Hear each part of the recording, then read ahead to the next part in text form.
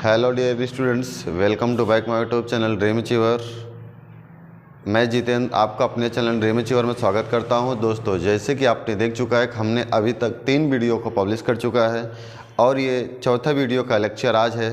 और चौथे वीडियो में हम पढ़ेंगे use of go on, carry on, invent on, और साथ ही साथ पढ़ेंगे हम इन तीनों के पढ़ने के पश्चात फिर आगे का और यूज पढ़ने का प्रयास करेंगे, जिसमें हम देखते हैं यूज ऑफ डेयर।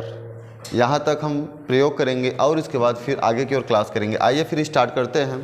देखिए, use of go on, carry on और कीप ऑन, ये सेंटेंसेस आपको कहीं पर went on, carried on and kept on भी मिलता है।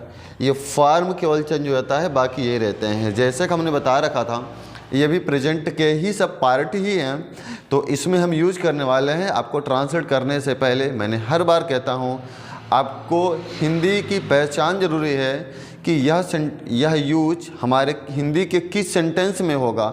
सबसे बड़ी बात ये होती है। आइए हम उसी को लेकर सबसे पहले हम रिकॉग्नाइज देखते हैं, पहचान देखते हैं। आप लगाएंगे हेडिंग रिकॉग्नाइज। रिकॉग्नाइज मीन्स पहचान। रिकॉग्नाइज पहचान। पहचान में लिखिए, जिस हिंदी वाक्य के मुख्य क्रिया के अंत में, पहचान लिखेंगे, जिस हिंदी वाक्य के, जिस हिंदी वाक्य के मुख्य क्रिया के अंत में, क्रिया के अंत में रहता है, रहती है,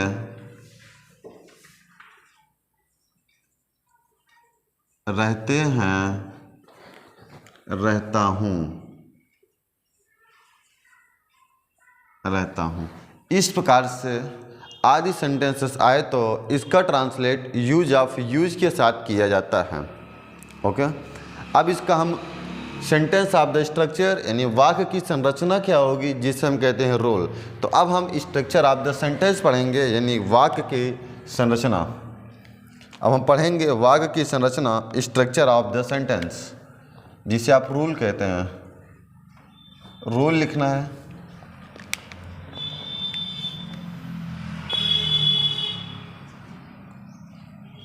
सब्जेक्ट प्लस गो ऑन या कैरी ऑन या keep on, keep on plus verb की फोर्थ फॉर्म। वर्ब की फोर्थ फॉर्म का मतलब होता है कि वर्ब की फर्स्ट फॉर्म में आईएनजी। इस बात को ध्यान देना है। वर्ब की फोर्थ फॉर्म का मतलब होता है कि वर्ब की फर्स्ट फॉर्म में आईएनजी, वर्ब की फर्स्ट फॉर्म में आईएनजी, और plus object plus other word. आपका यह स्ट्रक्चर ऑफ द सेंटेंस होता है वाक्य की संरचना। ओके, अब इससे रिलेटेड हम सेंटेंस को लेते हैं। फॉर एग्जाम्पल्स, फॉर एग्जाम्पल्स,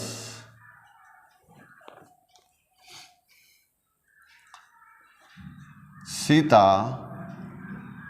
अपना पाठ याद करती रहती है, याद करती रहती है। नेक्स्ट, वे लोग दिन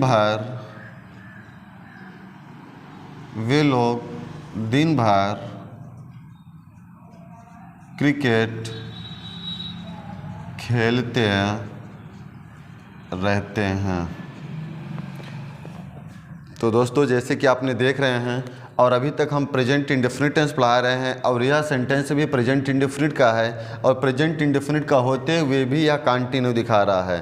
तो इसी सेंटेंस में हम आपको पढ़ा रहे हैं use of go on, carry on and went on, use of go on, carry on और कीप ऑन। अब इस बात को ध्यान देना है कि क्या ये सबके साथ अलग अलग यूज होंगे? नहीं, ये सेंटेंस जो ये रूल हैं आपके इस सेंटेंस में तीनों का यूज हो सकता है। आप चाहे गो ऑन लगाइए या कैरी ऑन लगाइए या कीप्स ऑन लगाना, इनमें से आप कोई भी यूज कर सकते हैं। लेकिन इस बात का ध्यान रखना है कि यदि सेंटेंस का सब्जेक्ट सिंगुलर नंबर होगा तो जो गोज है ये क्या गो का गोज ऑन हो जाएगा। अगर यदि सब्जेक्ट सिंगुलर नंबर ही है, यदि आप इसे नहीं यूज करना चाह रहे हैं, कैरी ऑन यूज करना चाह रहे हैं, तब आपको एक वचन सब्जेक्ट के लिए कैरी ऑन के स्थान पर इसे सिंगुलर बनाएंगे तो ये हो जाएगा कैरीज ऑन। वाई हट करके IES हो जाएगा कैरीज ऑन। इस बात को ध्यान देंगे। यहाँ पर क्या अगर एक वचन होगा तो कैरीज ऑन का यूज कर सकते हैं। ठीक है, आइए हम सेंटेंस लिखते हैं। फिर याद करती रहती है, आपका सब मेन वर्ब यही बनेगा और ये तो इसकी पहचान है जिसमें आप यूज करने वाले हैं। सब्जेक्ट है इसमें सीता। अब सीता एक वचन है। आप देखिए मैं तीनों को बताऊंगा, तीनों का एक ही रूल है। सीता आप पहले यूज करना चाहते हैं गो ऑन, तो यहाँ पर लगाएंगे गोज ऑन। फिर उसके बाद वर्ब आपका क्या, याद करना, लर्न। तो लर्न में ING जोड़ देंगे, लर्निंग। अपना पार्ट, अपने पार्ट के लिए हर लेसन, हर लेसन। नेक्स्ट, यदि आप चाहते हैं इसी सेंटेंस का कैरी ऑन के साथ यूज, देखिए सब्जेक्ट तो सेम ही है, आपका सब्जेक्ट सेम ही है, तो यहाँ पर लिखेंगे, इसे मैं रफ कर दूँ क्या भाई, इसे आप लोग नोट कर लेंगे, मैं अभी इसे रफ कर दे रहा हूँ। ओके, अब इसे समझना कि इसका ट्रांसलेट, यदि आप कैरी ऑन से लगाना चाहते हैं, इसमें सब्जेक्ट है सीता, फिर आप लगाएंगे कैरी ऑन। तो सीता एक वचन है तो कैरी के स्थान पर हो जाएगा कैरीज ऑन। फिर इसके बाद वर्ब की फोर्थ फॉर्म लर्निंग, बाकी ये सेम रहेगा, लर्निंग हर लेसन। नेक्स्ट, यदि आप यूज करना चाहते हैं कीप ऑन, तो ये हो जाएगा, यहाँ पर सीता ही रहेगी, सीता, तो कीप का एक सीता एक वचन है तो कीप्स ऑन हो जाएगा, सीता कीप्स ऑन। फिर बाकी ये सेम रहेगा आपका, तो लर्निंग, लर्निंग हर लेसन, लर्निंग हर लेसन। इससे आपको यह समझ में आया होगा कि इसमें एक वचन बहुवचन के लिए याद रखना है, क्योंकि ये सब यूज के वर्ब आते हैं और इन सब वर्ब में सिंगुलर और प्लूरल के साथ ही वही लगता है, लेकिन इनके साथ कुछ अप्लाई होता है। जैसे एक वचन है तो गोज ऑन हो गया, फिर कैरीज ऑन हो गया और कीप ऑन हो गया। यदि यहीं पर यही सेंटेंस प्लूरल नंबर होता तब क्या करते हैं, देखिए मैं सेम एक सेंटेंस ऐसे ले रहा हूँ। अच्छा, वो मैं नेक्स्ट सेंटेंस क्या था जो भी मैंने लिखा था बोर्ड पर, वे लोग दिन भर क्रिकेट खेलते रहते हैं। हाँ, वे लोग दिन भर क्रिकेट खेलते रहते हैं, वे लोग दिन भर क्रिकेट खेलते रहते हैं। अब इसका ट्रांसलेट, इसमें सब्जेक्ट है वे लोग, दे।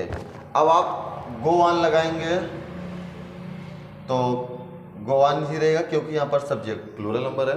ओके, फिर ये रहा वर्ब, इसका वर्ब ये खेलना, खेलना का प्ले, क्या खेल, और यहाँ पर लगा देंगे ING, प्लेइंग, क्या खेलते हैं, क्रिकेट, CRICKET, क्रिकेट। नेक्स्ट, दिन भर, होल डे,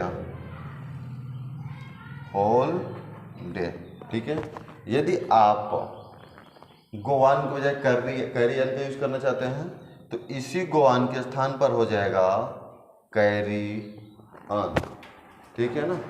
यदि आप कीप ऑन का प्रयोग करना चाहते हैं, न गो ऑन न कैरी ऑन, तो कीप ऑन का प्रयोग करना चाहते हैं तो यहाँ पर हो जाएगा कीप ऑन। ओके, यहाँ पर हो जाएगा कीप ऑन। कहने का मतलब ये है गो ऑन, कैरी ऑन या कीप ऑन, तीनों में से कोई भी यूज करिए, सब सही रहेगा। बस इस बात को ध्यान रखना है, अगर सब्जेक्ट सिंगुलर नंबर होगा तो गो ऑन के स्थान पर गोज ऑन हो जाएगा, जैसे सेम हूबहू प्रेजेंट इंडेफिनिट टेंस का रोल रहा है। सेम हो बहु वही फॉलो करेगा। बस इसमें याद रखना है, इसमें वर्ब की फोर्थ फॉर्म हो जाएगी, यानी कि जीरण का प्रयोग होगा। आप ये भी कह सकते हैं कि यहाँ पर जीरण का प्रयोग होगा। जीरण का मतलब होता है पार्टिसिपल, वो जीरण का मतलब होता है वर्ब की फर्स्ट फॉर्म में आईएनजी। जीरण का मतलब होता है वर्ब की फर्स्ट फॉर्म में आईएनजी। यहाँ तक समझ में आ गया आपको? एक सेंटेंस मैं और दे रहा हूँ और आप उससे करिए। कोहली दिन भर प्लेटफार्म पर काम करता रहता है। कोहली दिन भर प्लेटफार्म पर काम करता रहता है। कोहली दिन भर प्लेटफार्म पर काम करता रहता है। अब यहाँ पर लिखेंगे, सब्जेक्ट आपका हो जाएगा द पोर्टर। अब यहाँ पर आप कुछ भी, ये एक वचन है, तीनों में से कुछ भी लगा दीजिए। तो आइए हम लगाते हैं गोजान। गोजान काम करना का वर्किंग। अब यहाँ पर देखेंगे ये प्लेस है और ये टाइम है। अदर वर्ड में हमने क्या बता रखे हैं, ध्यान देखना। अदर वर्ड में MPT manner place time, manner नहीं है तो पहले प्लेटफार्म लिखेंगे, प्लेस को at the platform, at the platform, फिर होल्ड। ठीक है, कंफर्म हो रहा है? हाँ, तो डियर स्टूडेंट्स, आप लोग यहाँ तक समझ में आ गया होगा। यदि आपको और प्रॉब्लम लगती है तो आप कमेंट करके बताना। मैं डिस्क्रिप्शन में बहुत सारे इसका ट्रांसलेशन का सेंटेंस दे दूँगा और उसका हिंदी इंग्लिश की दे दूँगा, और आप लोग वहाँ से करके अपना मैच कराना। ठीक है, आप लोग इसको तो। और हाँ, एक बात याद रखना कि आप लोग कलम कापी मेरे साथ जरूर लेकर बैठा करें। ये नहीं कैसे रिलेट करके रजाई में ओढ़ करके हम इसे देखने का प्रयास करें। ठीक है ना? यदि कलम कापी लेकर बैठोगे तभी आपको समझ में आइएगा। ठीक है, स्क्रीनशॉट ले लीजिए, लिख लीजिए, मैं आगे चलता हूँ। तो देखिएगा, अभी तक हमने सिंपल सेंटेंस को पढ़ा, तो मैंने ये सोचा कि आप लोगों को हो सकता है निगेटिव में कन्फ्यूजन आना चाहिए। अगर निगेटिव में कन्फ्यूज आ रहा है, आप कन्फ्यूज आ रहे हैं या इंटेरोगेटिव में, तो इसके लिए मैंने सोचा कि एक दो सेंटेंस निगेटिव और इंटेरोगेटिव भी ले लेता हूं, ताकि आपको बहुत आसानी तरीके से समझ में आ जाए। नहीं तो निगेटिव या इंटेरोगेटिव आने पर आप गड़बड़ा सकते हैं। तो आइए हम एक सेंटेंस लेते हैं, और एक सेंटेंस किस प्रकार से लेते हैं। मान लो कि अपने इस समय किसान पर ले रहे हैं, जो हमारे गॉड ऑफ द ग्रेन्स हैं। किसान खेत में दिन भर, क्या लिख रहा हूँ मैं आज, किसान खेत में दिन भर मेहनत करता रहता है। अब इसी सेंटेंस में यदि मैं नहीं जोड़ देता हूँ, किसान खेत में दिन भर मेहनत नहीं करता रहता है, तो अभी हमने बताया कि ये सेंटेंस प्रेजेंट इंडेफिनिट का है, तो निगेटिव आने पर प्रेजेंट इंडेफिनिट टेंस का ही यूज होगा। ठीक है ना? यदि ये सेंटेंस प्रेजेंट इंडेफिनिट का है और इसमें use of go on, carry on and keep on का प्रयोग है, तो उसमें आप कोई छेड़छाड़ नहीं करेंगे। निगेटिव आ रहा है तो आप डू डज के साथ में प्रयोग करेंगे। ठीक है, आइए हम देखते हैं कि द फार्मर। अब देखिए यहाँ पर क्या है, किसान खेत में दिन भर नहीं, या किसान खेत में दिन भर मेहनत नहीं करता रहता है। अब यहाँ पर करता रहता है, इससे मुझे पता चला है कि फार्मर सिंगुलर नंबर है। क्या है? Singular number. अगर इसी वर्ब को प्लूरल बना देता तो आपका सब्जेक्ट भी प्लूरल हो जाता। जैसे किसान खेत में दिन भर मेहनत नहीं करते रहते हैं, किसान खेत में दिन भर मेहनत नहीं करते रहते हैं, अब आपका प्लूरल बन जाता। लेकिन ये सेंटेंस सिंगुलर नंबर में है। अगर यहाँ पर करते रहते हैं होता तो प्लूरल बन जाता। तब हम यहाँ पर द फार्मर से यूज करते एस लगा करके। ये सिंगुलर नंबर है तो हमें यहाँ पर फार्मर लिखना है, और सिंगुलर नंबर है तो इसे भी सिंगुलर बनाना है। तो इसके साथ क्या लगेगा, does not. The farmer does not मेहनत करना का वर्क होता है। अब यहाँ पर फिर आ गया खेत में दिन भर, ये क्या है, प्लेस है और ये टाइम। एमपीटी होता है तो पहले प्लेस होगा, इन द फील्ड और होल डे, ऑल डे भी कर सकते हैं, पूरे दिन, ठीक। अब उसके बाद एक और सेंटेंस निगेटिव का लेते हैं, फिर उसको करते हैं। जैसे दुकानदार अपने दुकान पर सब्जियां नहीं बेचता रहता है, नहीं बेचता रहता है। अब ये भी निगेटिव आ गया। दुकानदार अपनी दुकान यहाँ पर होना चाहिए, सब्जियां नहीं बेचता रहता है। तो सबसे पहले आपको ध्यान देना है कि ये सेंटेंस कैसा है। सबसे पहले आपको हिंदी पहचान करनी है। जब तक आप हिंदी की पहचान नहीं कर पाएंगे, आप तब तक सेंटेंस को कर ही नहीं सकते। कहीं ना कहीं आपका पक्का गलत हो जाएगा। ट्रांसलेट करने के लिए सबसे बड़ी बात है आप हिंदी सेंटेंस की पहचान करें। ओके, आइए, कौन बेचता रहता है, दुकानदार। दुकानदार के लिए द शॉपकीपर, द शॉपकीपर,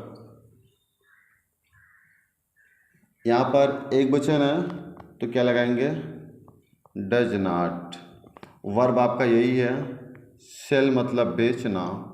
अब क्या बेचता रहता है, सब, यहाँ पर क्या हो जाएगा, सेलिंग लग जाएगा। सॉरी, यहाँ पर भी क्या हो जाएगा, आईएनजी लगेगा, वर्किंग। आप ध्यान दीजिए, बताया भी नहीं। और यहाँ पर does not selling the vegetables, the vegetables, सब्जियाँ हो गया। फिर क्या है, अपने दुकान पर।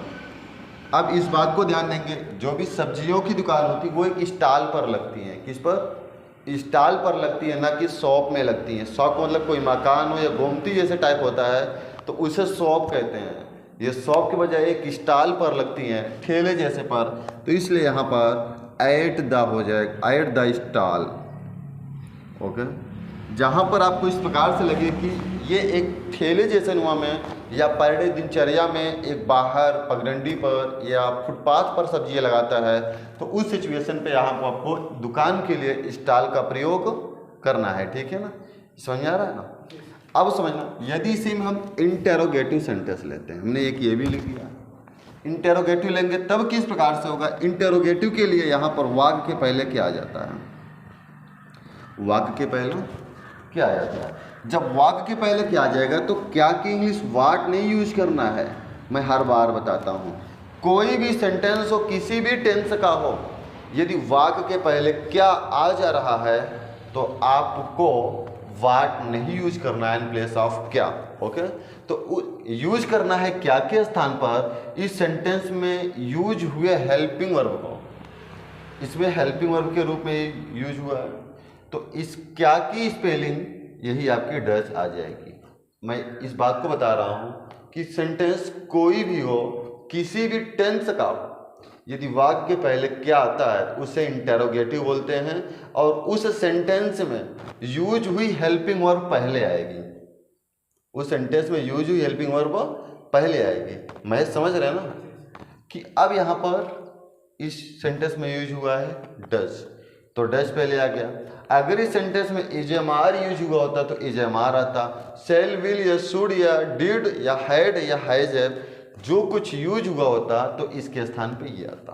तो अब यहाँ पर क्या होगा, आप इस डज को पहले लगाएंगे, डज। देखियो, डज को अगर यहाँ से उठा के यहाँ रख दिए तो बच्चा क्या, द शॉपकीपर, द शॉपकीपर। फिर अगर नाट है तो नाट लगा दो, बाकी सेलिंग, ये सेम ऐसे यहाँ पर कॉपी करके आप पेस्ट कर दीजिए, हो गया। समझ में आ गया ना कि ये इंटेरोगेटिव है। अगर डबल इंटेरोगेटिव होगा तो याद रखना यहाँ से यहाँ के बीच में क्वेश्चन मार्क दिया जाएगा। यहाँ से यहाँ के बीच में प्रश्नवाचक शब्द कोई भी आ जाए, क्या, क्यों, कौन, कहाँ, कैसे, कब, किधर, तब उसकी इंग्लिश पहले इससे भी पहले लिखी जाएगी, तभी तो बनेगा ना। ये इंटेरोगेटिव एक क्वेश्चन और आ गया, तब जाकर डबल इंटेरोगेटिव बन जाते हैं। जैसे दुकानदार दुकान पर सब्जियां, दुकानदार क्या अपने दुकान पर सब्जियां नहीं बेचता रहता है। अब यहाँ पर वाक्य के बीच में क्या आने से डबल इंटेरोगेटिव बन गया, तब जो है कि इस क्या की स्पेलिंग वाट हो जाएगी। यहाँ तो समझ पा रहे हैं ना, इसे कहते हैं डबल इंटेरोगेटिव। तो दोस्तों मुझे आशा है आप लोगों को यहाँ तक समझ में आ रहा होगा। मैं ये नहीं चाहता कि आपका समय इन्वेस्ट हो, आप अपने से सेंटेंस लेकर और ट्रांसलेट कर सकते हैं, ताकि मैं कम समय में तुम्हें इतना ज़्यादा रूल सिखा सकूं जिससे आप चाहे वनडे एग्जाम में बैठे हैं या कहीं कम्पिटिटिव एग्जाम में बैठे हैं, आप मेरे साथ जुड़े हैं, आपको एक भी फ्रैक्शन छूटने नहीं दूंगा, इंग्लिश का एक भी फ्रिक्शन नहीं छूटने दूंगा। इस बात को विशेष ध्यान देना है। आइए मैं इसे रफ करता हूं। नेक्स्ट अब मैं अगला यूज लेता हूं, यूज ऑफ डेयर। आपका अगला यूज है यूज ऑफ डेयर। ओके, चलिए। हाँ दोस्तों देखिए, मैंने इस बात यहाँ पर एक बात नहीं बताई, द फार्मर डज नॉट। अब यहाँ पर ये go on, keep on, carry on, क्या ये लगेंगे? ये लगेंगे, मैं भूल गया था। तो द फार्मर डज नॉट, अब यहाँ पर आप लगा दीजिए गो ऑन, ठीक है। Go on, keep on, carry on कोई भी लगाइए, लेकिन अब इस निगेटिव सेंटेंस के बाद आएगा और वर्ब से पहले आएगा। द शॉपकीपर, अब यहाँ पर लिखेंगे कुछ भी लगा दीजिए, go on, keep on, carry on, लेकिन यहाँ पर जो एक वचन और बहुवचन की बात थी अब वो इसमें आ जाएगा, ठीक है। एक वचन होगा तो डू लगेगा, बहुवचन एक वचन होगा तो डज लगेगा, बहुवचन होगा तो डू लगेगा, ठीक है ना। लेकिन ये रूल रहेंगे।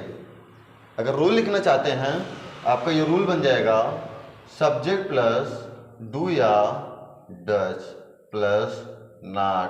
अब यहाँ पर आ जाएगा ये गो ऑन या कीप ऑन या कैरी ऑन।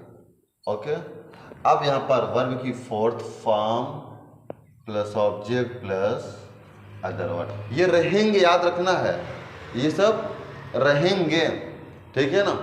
बस निगेटिव आने पर या इंटेरोगेटिव आने पर इतना होगा कि सब्जेक्ट के जस्ट बाद डू नॉट या डज नॉट आ जाएगा, उसके बाद ये सभी पार्ट रहेंगे, ठीक है ना। कंफर्म हो गया? चलिए अब आगे चलते हैं। चलिए, आपने बहुत अच्छा किया, बैठे बैठे बता दिया भाई। आप यहाँ पर देख रहे, अब मैं अगला लेकर आ रहा हूँ, यूज ऑफ डेयर।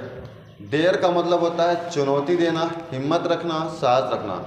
जैसे वह तुम्हें मारने की धमकी देता है या वह तुम्हें इस कार्य के लिए चुनौती देता है, या आपको यह परीक्षा पास करने या आप इस परीक्षा को पास करने की हिम्मत रखते हैं, या मोहन तैरकर नदी पार करने की साहस रखता है, ठीक है। इसका सेंटेंस इस प्रकार से आएगा जैसे कि चुनौतीपूर्ण रहेगा और साहस भरी बातें रहेंगी, ठीक है ना।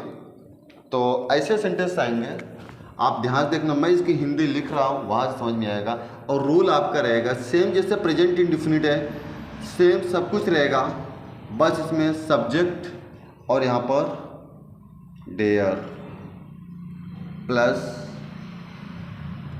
मेन वर्ब, यहाँ पर मेन वर्ब भी रहेगी, main verb plus object plus other verb. Okay, अब यदि सब्जेक्ट एक वचन होगा तो ये डेयर के स्थान पर डेयर्स हो जाएगा, इस बात को भी ध्यान देना है, ठीक है ना। यदि सब्जेक्ट एक वचन होगा तो ये डेयर के स्थान पर डेयर्स हो जाएगा, ठीक है। अब देखना सेंटेंस ऐसे मैं लिखता हूं कि मोहन आपसे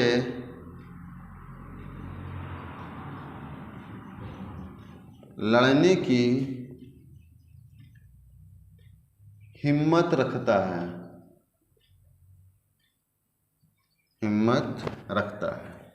अब इसका ट्रांसलेट, ये प्रेजेंट इंडेफिनिट का है, आप समझेंगे। इसमें सब्जेक्ट है मोहन और मोहन एक वचन है, मोहन। अब यहाँ पर हिम्मत रखना डेयर्स हो जाएगा, क्योंकि एक वचन यश, इसमें यश लगेगा। फिर हिम्मत रखता है होगा किसका, लड़ने की, to fight you. Okay, Mohan dares to fight you, Mohan आपसे लड़ने की हिम्मत रखता है। अब ये टू यहाँ पर लड़ने की, ये लड़ने है ना, इसलिए फाइट, टू फाइट का प्रयोग हुआ, ठीक है ना। जैसे अभी हाल ही में युद्ध चल रहा है ना, तो यूक्रेन या रूस, लिख देते हैं रशिया, मतलब रूस यूक्रेन को बर्बाद करने की धमकी देता है, बर्बाद करने की धमकी देता है, ठीक है। रूस यूक्रेन को बर्बाद करने की धमकी देता है, ठीक है, धमकी देता है। अब यहाँ पर ये धमकी देना वही है चुनौती करना। इसका मतलब होता है चुनौतीपूर्ण, चुनौती देना, धमकी देना या साहस रखना। तो यहाँ पर क्या हो जाएगा, रशिया देता है, धमकी देना यहाँ पर डेयर ही होगा। रशिया डेयर्स टू डिस्ट्रॉय, बर्बाद करना का डिस्ट्रॉय होता है, dares to destroy of Ukraine,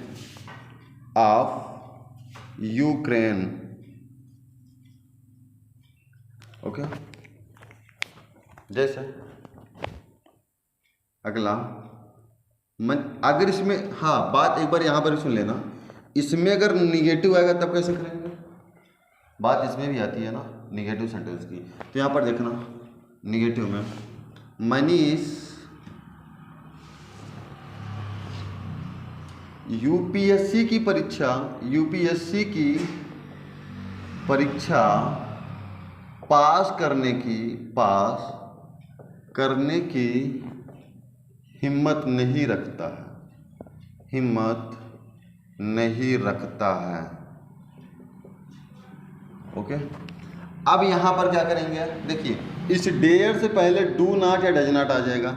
Manish singular number है, मनीष एक वचन है तो क्या लगाएंगे, डज नॉट, फिर रखेंगे dare, Manish does not dare, फिर यहां पर देखो हिम्मत रखना हो गया, to pass the exam of UPSC. समझ आ रहा है, आ रहा है ना। I hope dear students you got it very well and understand very well. दोस्तों मुझे आशा और विश्वास है आपको ये मेरी क्लास बहुत अच्छी तरीके से समझ में आई होगी। मैं यहाँ पर एक बार लास्ट में फिर से कहता हूँ कि आप जो कुछ भी पढ़ें एक कलम और कॉपी को लेकर पढ़ें। जब तक आप अपने इस कलम से नहीं लिखते हैं तब तक आपके मस्तिष्क में वो एंटर नहीं कर पाती है। मेरी इस बात को विशेष रूप से ध्यान देना। और जितने भी लोग, कुछ लोग स्किप करते हैं, तो क्या ये मैं स्किप करने के लिए पढ़ा रहा हूँ क्या? यार पढ़ोगे, अपने लिए पढ़ोगे। दोस्तों ये इंग्लिश एक ऐसा सब्जेक्ट है, इंग्लिश एक ऐसा सब्जेक्ट है ना कि हाई स्कूल करने वाला छात्र, ना इंटर करने वाला, ना बीएससी, ना एमएससी, कोई भी, अर्थात यह एवरीबॉडी के लिए, चाहे कोई पढ़ रहा हो या ना पढ़ रहा हो, क्योंकि आजकल इंग्लिश कितना डिमांडेड है, इतनी डिमांड है आप इसकी इमेजिन भी नहीं कर सकते। क्योंकि जानते हो ना इस बात को, इंग्लिश इज इंटरनेशनल लैंग्वेज। जो इंग्लिश है ये अंतर्राष्ट्रीय भाषा है। यदि आपको इंग्लिश आ रही है, चाहे इंडिया में हो या किसी भी कंट्री में हो, तो आप सदैव सक्सेसिव केस में रहेंगे। इस बात को याद रखना, आप कभी अनसक्सेसिव केस में कभी रहेंगे ही नहीं। तो मेरी बात को याद रखना। और अगर आपको एक सरकारी नौकरी चाहे ना मिले, लेकिन अगर इंग्लिश आती है तो एक प्राइवेट जॉब भी बहुत अच्छी तरीके से कर सकते हैं। यदि आपके पास मेहनत अच्छी है, आप ज़िंदगी में हर वो काम कर सकते हैं जिसको आपने कभी सोचा नहीं है। पहले आप उसके लिए तो मन तो लगाइए। तो दोस्तों यहाँ तक मैं बस करता हूँ। Thank you so much for watching this video.